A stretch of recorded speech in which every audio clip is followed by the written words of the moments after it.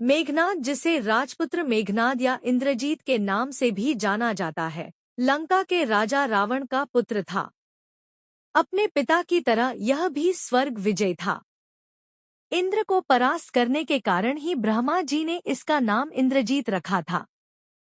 इसका नाम रामायण में इसलिए लिया जाता है क्योंकि इसने राम रावण युद्ध में महत्वपूर्ण भूमिका निभाई थी। इसका नाम उन योद्धाओं में लिया जाता है जो कि ब्रह्मास्त्र, नारायणास्त्र तथा पशुपातास्त्र के धारक कहे जाते हैं। इसने अपने गुरु शुक्राचार्य के सानिध्य में रहकर तथा त्रिदेवों द्वारा कई अस्त्र शस्त्र एकत्र किए। स्वर्ग में देवताओं को हराकर उनके अस्त्र शस्त्र पर भी अधिकार कर लिया। मेघनाद पितृभक्त पुत्र था। उसे यह पता चलने पर कि राम स्वयं भगवान है, फिर भी उसने पिता का साथ नहीं छोड़ा। मेघनाद की भी पितृभक्ति प्रभु राम के समान अतुलनीय है।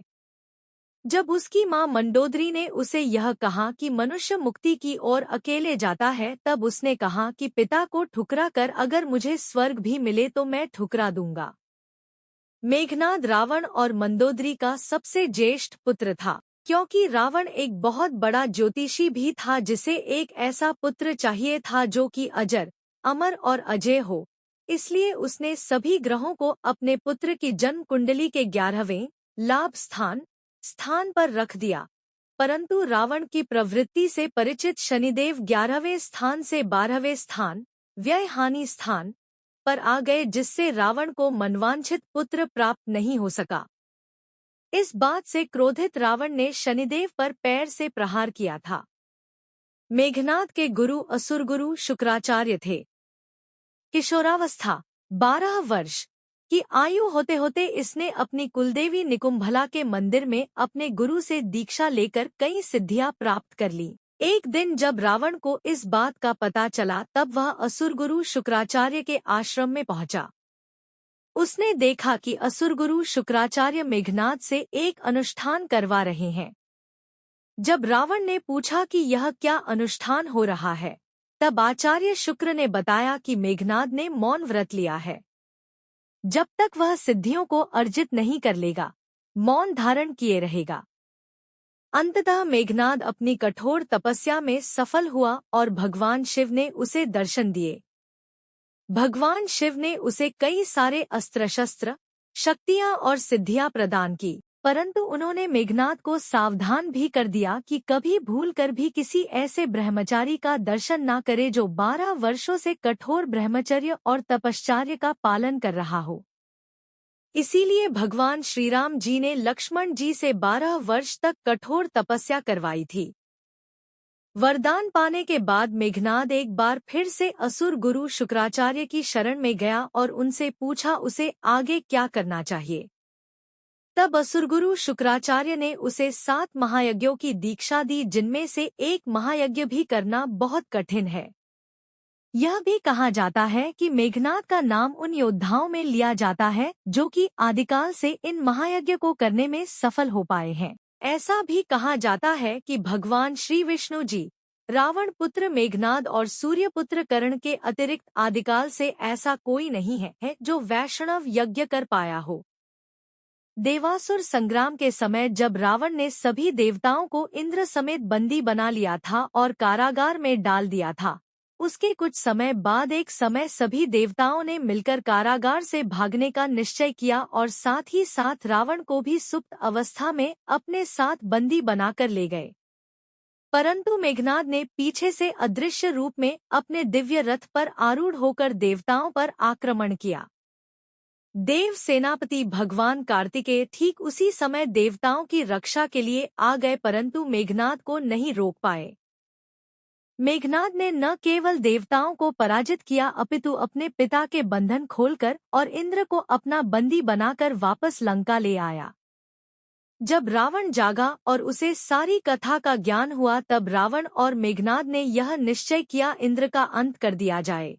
परंतु ठीक उसी समय भगवान ब्रह्मा जी लंका में प्रकट हुए और उन्होंने मेघनाद को आदेश दिया कि वह इंद्र को मुक्त कर दे। मेघनाद ने यह कहा कि वह कार्य केवल तभी करेगा जब ब्रह्मदेव उसे अमरत्व का वरदान दे। परंतु ब्रह्मदेव ने यह कहा यह वरदान प्रकृति के नियम के विरुद्ध है, परंतु वह उसे यह वरदान देते हैं कि जब आपातकाल में कुलदेवी निकुंभला का तांत्रिक यज्ञ करेगा तो उसे एक दिव्य रथ प्राप्त होगा, और जब तक वह उस रथ पर रहेगा तब तक कोई भी ना से परास्त कर पाएगा और ना ही उसका वध कर पाएगा।